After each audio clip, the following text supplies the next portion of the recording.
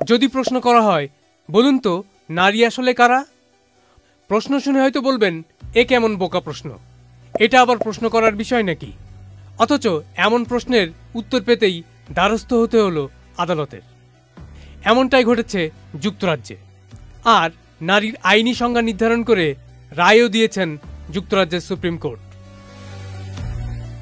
আর ভনিতা নয়, এবার জানা যাক কি রায় দিল যুক্তরাজ্যের সুপ্রিম কোর্ট। যুক্তরাজ্যের সুপ্রিম কোর্ট জানিয়েছেন, সমতা আইনে নারী তারাই যাদের জৈবিক লিঙ্গ নারী, অর্থাৎ জন্মসূত্রে বা শারীরিকভাবে যারা নারী তাদেরকেই কেবল নারী হিসেবে সংজ্ঞায়িত করা হবে। এ রায়ের মাধ্যমে ট্রান্সজেন্ডাররা আর নারী হিসেবে পরিচিত হবেন না।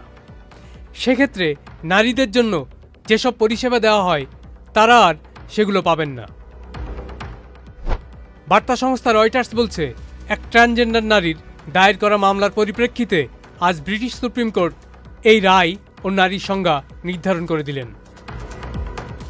মামলার বিষয়বস্তু ছিল ট্রান্সজেন্ডার রিকগনিশন সার্টিফিকেট জিআরসি প্রাপ্ত একজন ট্রান্সজেন্ডার নারী ব্রিটেনের ইকুয়ালিটি অ্যাক্টের অধীনে নারী হিসেবে বৈষম্য থেকে সুরক্ষা পাবেন কিনা। জিআরসি হল এমন একটি আনুষ্ঠানিক নথি যা ব্যক্তির লিঙ্গকে আইনি স্বীকৃতি দেয়।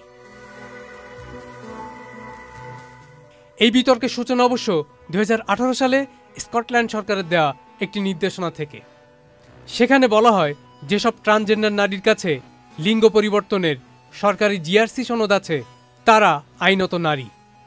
আর এই নির্দেশের বিরোধিতা করে ফর উইমেন স্কটল্যান্ড নামের একটি অধিকার গোষ্ঠী স্কটল্যান্ডের একটি আদালতের দ্বারস্থ হয়। আর সেখানে হেরে গেলে তারা সুপ্রিম কোর্টের দ্বারস্থ হয়। গত নভেম্বরে করা সেই আপিলের পর এবার সুপ্রিম কোর্ট তাদের পক্ষে রায় দিল। আর যুক্তরাজ্যের সুপ্রিম কোর্ট এমন এক সময়ে এই রায় দিল যখন মার্কিন প্রেসিডেন্ট ডোনাল্ড ট্রাম্প প্রশাসন সামরিক বাহিনী থেকে ট্রান্সজেন্ডারদের বাদ দিচ্ছেন, এমনকি নারীদের খেলা থেকেও ট্রান্সজেন্ডারদের বাদ দেওয়া হচ্ছে। Saiduzzaman Dipu, channel I. ওয়ালটন আবারও মিলিয়নিয়ার অফারে ওয়ালটন ফ্রিজ কিনে আপনিও হয়ে যেতে পারেন মিলিয়নিয়ার।